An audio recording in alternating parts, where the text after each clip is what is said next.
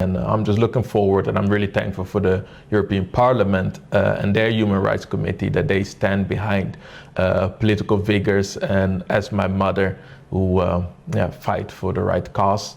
Sometimes people would even recognize her just by face. You know, we were driving in the car and they would see who was in the car. They would just knock on the windows and wave to us. Hello listeners of Isano Talks. Today we are in Brussels with Rémy Amahirwa, son of Victoire Ingabire, and he is invited by the European Parliament. Now, Rémy, thank you very much for allowing to speak to us. Rémy, looking at this day, can you maybe give us a brief summary of the current situation of your mother? Yeah, thank you so much, Willie. I can definitely do that. I'll try to explain for the people who don't know my mother. My mother is Victoire Ingabire. She's the most prominent opposition leader in Rwanda. She's been recently jailed for trying to participate in the political discussion of the country. It's not her first arrest. She actually went back to Rwanda from the Netherlands, the country that we as a family were living, where I grew up, to participate with the presidential election of 2010. She was arrested then as well. Charges of starting a terrorist organization, trying to destabilize the country. She spent 8 years in prison, very long for us as a family. She got all of a sudden released by a presidential pardon. 7 years she was not allowed to leave the country. And we as children went to visit her a couple of times. But unfortunately, last year, 19th of June, she got arrested again with kind of charges that are kind of similar, but this time the word terrorist is replaced with a criminal organization. Criminal organization. And what about that? Which organization are they saying that she organized, let's say? Well, they're talking about her political party, that is Development and Freedom for All, Dalva Umurinzi. It is a party that she started after her release from prison, so that was in 2018, and so it is a new party who she has started to actually adhere to all the rules that the Rwanda government has put on for political parties in the country, but they found another excuse to, to kind of discriminate against her and her political supporters. Okay, and what's the situation of your mother today? How is she doing? I do not really know how she's doing, because all the communication I get from her goes through her lawyers or to family friends who visit her every Saturday in the prison. But the words that I get from them is that my mother is still spiritually and mentally strong. She has decided that her life belongs to the people of Rwanda, to this cause. So, even though we had a small pause of 7 years, that never changed. She's still willing to continue this struggle for the rule of law and a true democracy in Rwanda. Oh. So I would say that she's doing pretty good hearing those words. Great. But she is in prison without, not allowed to go to church and not allowed to talk to us, her family. Great, because I and many of our viewers with us saw the pictures, of course, when they bring her to the court of justice. Yeah. We see her smiling. It gives us so much joy and strength to keep on going, to see that spiritually she's doing well, as you say. But at the same time, it's so sad to see her back again in that situation where the entire world also before said that it was an arbitrary trial and not correct. Because today you are invited by the European Parliament. Why did they invite you? Well, the European Parliament took up a resolution back in the 10th of September last year. And this is actually the second step of the resolution. The resolution asked for immediate release. And now they're going to go deeper into the, the do, how, and know what of the whole case and the situation of my mother. I've been asked there as a speaker to give a word, but also to answer questions. And I will be joined probably by other speakers. And I'm just looking forward, and I'm really thankful for the European Parliament and their Human Rights Committee, that they stand behind political figures and as my mother, who fight for the right cause. Mm-hmm. And what are your expectations of the meeting that you will attend this afternoon? I don't really have a set of expectations. My biggest hope is, of course, the release of my mother, that Rwanda would adhere to the international consensus, the international plea that they would release my mother unconditionally. So that is what I hope. But the last time when the European Parliament sent out the resolution, the Rwandan Parliament and also the Foreign Affairs Minister reacted with calling it colonialism. Okay. So it's a typical defense that they've done often. Interesting to hear, because Rémy, you went to Rwanda less than a year ago.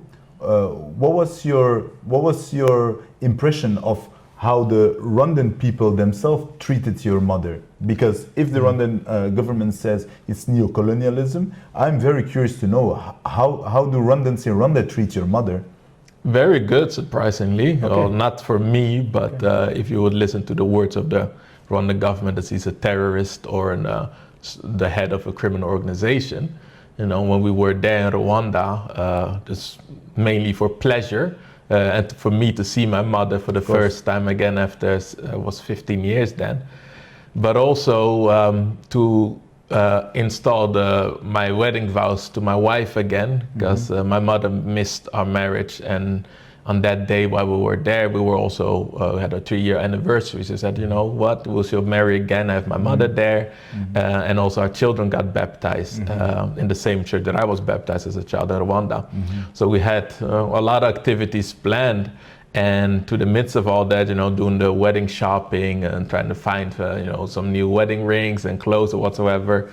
Whenever we went in the store and a person would found out that it was my mother, they would like thank her, they would like high five her.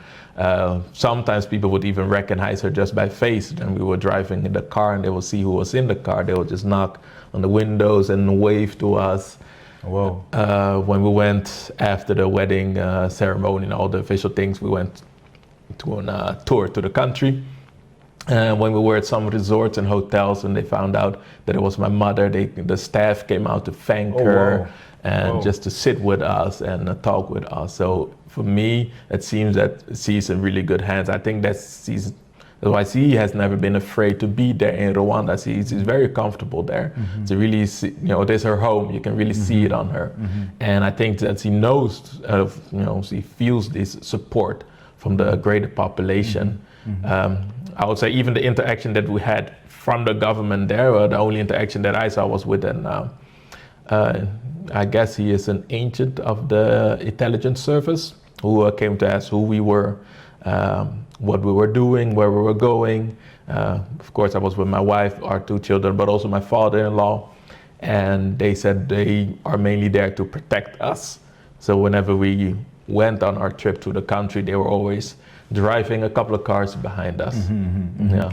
Must be very encouraging for you and the family to know that your mother made the trip, and that she's that appreciated by the Rwandan people. It's really great and very brave from the Rwandan people as well.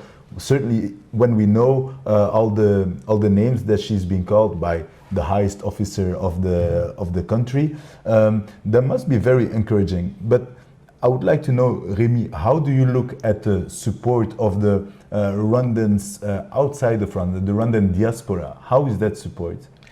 I would say that since her arrest has been very good. Before, I would say her arrest, I mainly was not a figure at all in advocating for my mother. You know, politics was something that she did, and the first time she got arrested, I was very young.